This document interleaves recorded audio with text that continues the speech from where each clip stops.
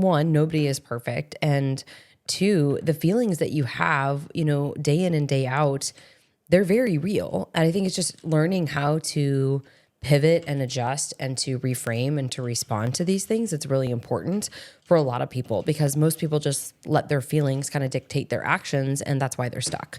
So if you're somebody who's just, flying by the seat of your pants, you're going off of your feelings, then just expect that you're forever going to stay stuck because you're not willing to get uncomfortable. You're not willing to do hard things. And I saw a quote earlier today that kind of inspired this podcast, and I think it's so true. We get so caught up in what other people think, right? The reality is people are going to be offended one way or the other. They're going to be offended because you have a stronger commitment to your goals than they maybe think that you should. They might be offended because you're happier than, they are in their life. And so they're offended in both scenarios though, by their own insecurities. Because they're either not showing up and doing the work, or they're not nurturing relationships, or they're not making decisions that they need to be making to get their life from where they are now to where they want to be. When you look good, you feel good. That's the only way I feel you should. At the end of the day, you have to decide what makes you happy. You cannot rely on anyone else's opinions or insight or thoughts on what makes you happy. Because people will give them. They will tell you, oh, you seem like you're working so hard. I saw Alex Hormozy's quote the other day. He was saying, the work week starts and ends when you choose it does. Not when other people tell you it should. Oh, you work so hard. It's Friday afternoon. Like, why don't you just take some time off? Or, oh, like, don't you want to enjoy that dinner? Why don't you get a burger instead of the salad? Why don't you live a little? People are always willing to give their opinions. You have to decide what makes you happy, because from personal experience, I am happiest when I feel my best. And that often means foregoing alcohol frequently, foregoing greasy foods, foregoing lack of sleep, the things that people in our society associate with fun. But if that's not your version of fun, then you decide what it is, because you are the only one that has to live it. You're the only one that gets to live your life. And so no one else should have the input that influences you enough to move away from what truly makes you happy because you think that they should be right, or that's what cultural standards are, or societal standards, or whatever it might be. At the end of the day, you're the one living in your body. And you have to be the one that determines what your happiness is and what that looks like, which is hard because there's social media and there's peer pressure and there's all the people that want to tell you all the things that want to, guilt and shame and bring up old childhood trauma. Let's stir that up, make you feel real bad about yourself. Like, you guys, it's so easy. But again, you're the one that's waking up in your body, having to live every day in it. So you have to be the one that decides what makes you happy. Because to me, my version of happy is crushing life. It is working really hard every day, getting to bed at night exhausted, feeling like I put everything into that day, feeling like I accomplished a lot, feeling like I challenged myself, I got uncomfortable. We live in a world where convenience is so valued that even getting slightly uncomfortable, people don't want to do. And that's a problem. Mm-hmm. And we're also at the highest rate of anxiety and depression and mood and mental disorders that we've ever been at. And I think that there's probably a correlation. Yep. Yeah. And I think, if you want a surefire way, this would be like one thing you could take away of this podcast. If you want a surefire way not to be happy, just continue to ask for all of the opinions of others around you and listen to their advice. Because at the end of the day, not only is it your body, but you are the only one that has the intuition and the feelings, like that gut feeling, I need to do this, or I need to make this change, or I need to not do this, right? Yet you continue to say, well, what do you think, Sally? What do you think, Mom? What do you think, Grandpa? Like, you guys, if I listened to what other people think, I would still be working in the corporate world. That's the fact of the matter. And I would be totally unfulfilled. I'd probably still be over 200 pounds. I would probably not be, happy in my marriage that I am today. And so if you want that surefire way to not be happy, not to reach your goals, continue just to ask for everybody else's advice and ask for everybody else's opinion. They don't really matter because you're the one that puts your head on your pillow at night and has that feeling of, I lived today. I was passionate about what I was doing. I'm proud of what I'm doing. I'm proud of showing up and getting committed to what I'm working on. And I think too, as we've kind of talked about in some other podcasts, you need to really look at aligning your thoughts, your actions, your energy, and your values. So one of the things that we think about, for example, right now it's 12 degrees here in Chicago. It's extremely excruciating cold, but I know that I am better if I get up, I go to the gym, and I start my day with movement. Yes, it would have been a lot easier to stay in bed. They canceled school. Marcus is at grandma's. We could have just chilled and had a quiet morning until, 8 o'clock. But instead, we're up 6:30, normal routine, get to the gym, freezing cold, right? And that's because I know that there are repercussions of not doing something, and that I value the feeling of accomplishment and the feeling of being strong and the feeling of showing up for myself more than I value that moment where I'm like, I don't really feel like going to the gym. It's warm and it's cozy, and my cozy earth sheets are just the best, and I want to stay here, right? I think this is where you have to decide, what do you value more?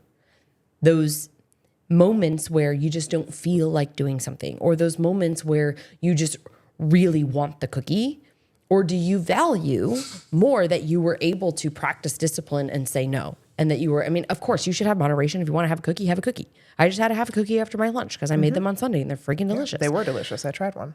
But at the same time, like, I'm not going and eating an entire sleeve of Oreos, right? And I'm not doing that every day, right?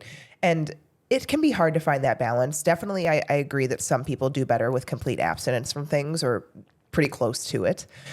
But the thing that I think about is I look at people that are really hardworking. Maybe like farmers or people that have grown their own business or whatever it might be. And they're pretty fulfilled people.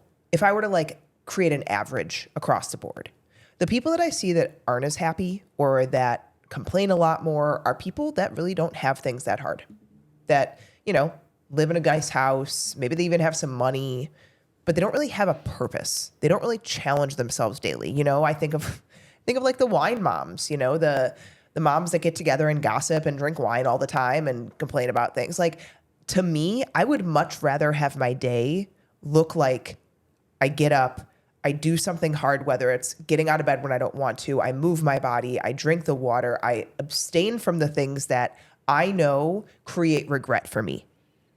Because that's what it comes down to. When I really recollect my life, and I'm sure if you did the same, you would probably find the same. When I think about my life, the regrets that I have include the alcohol, include the sugar, include the overconsumption of food, include not doing things that were hard that I avoided because they were hard. The times that I'm most proud of are the times that I did something I didn't think I could do, that I got out of my comfort zone, that I really worked at something for a long period of time and developed skill around it, or, ability around it, or a result that I was after.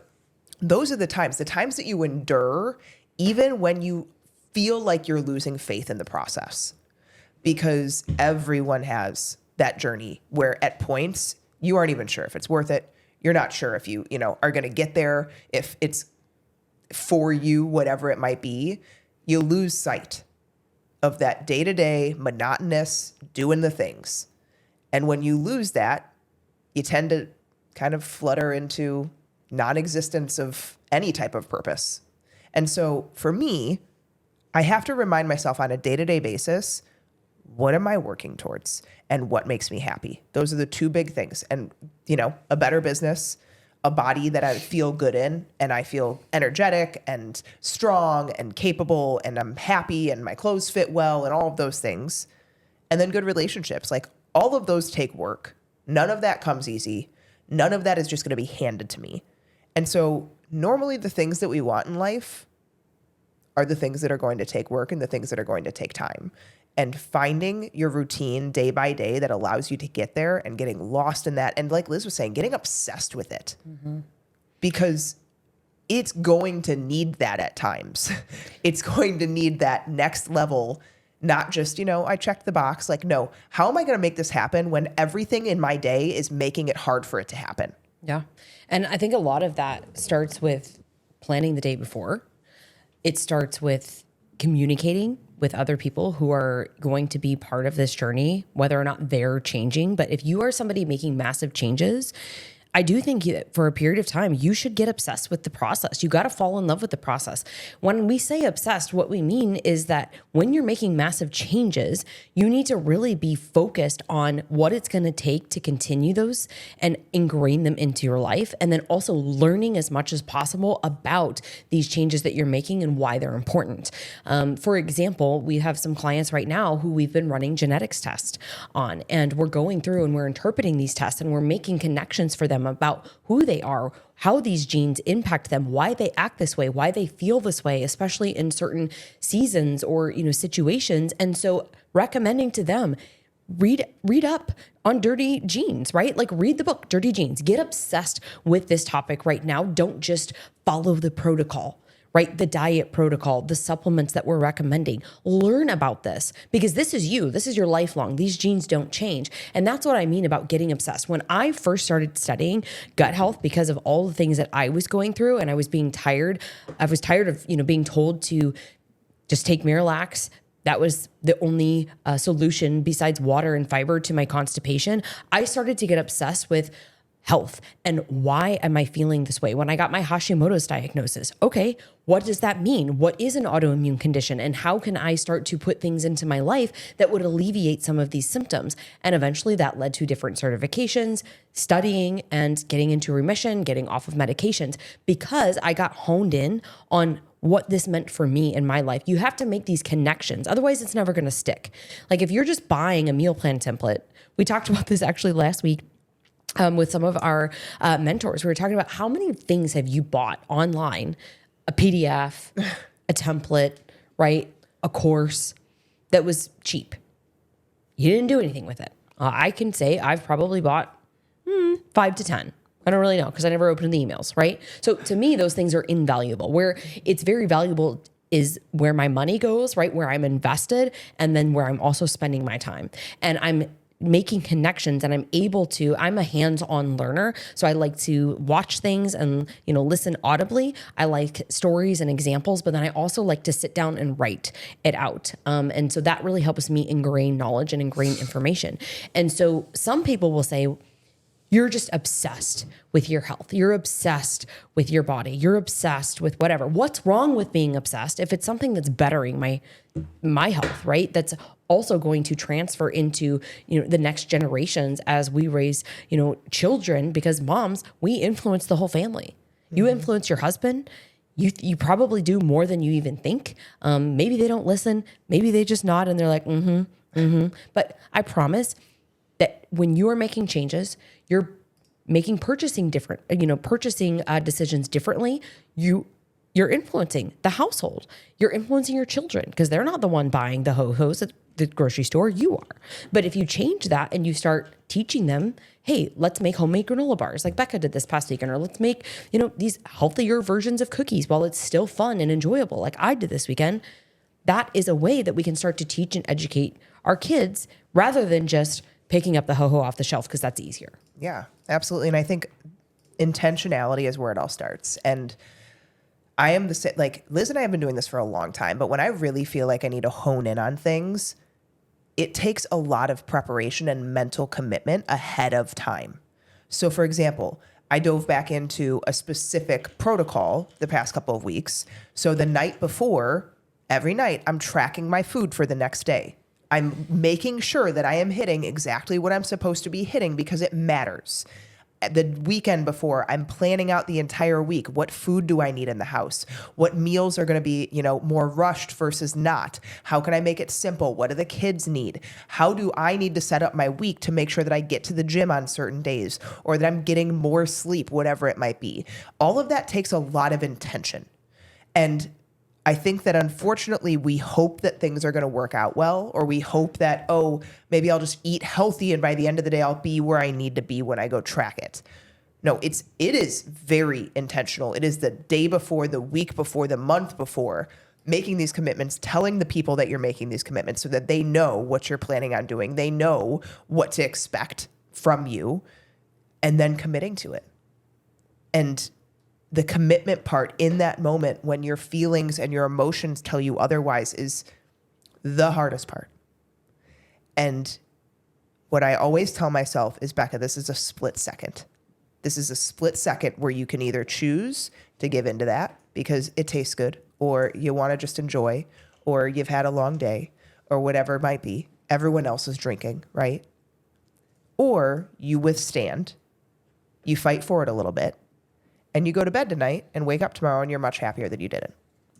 And so it's the pause in the moment, and it's the intentionality and planning ahead of the moment that I think many of us could do better at and could bring us to that next level of obsession, maybe in some people's eyes, but of results and of where you want to be ultimately at the end of the day.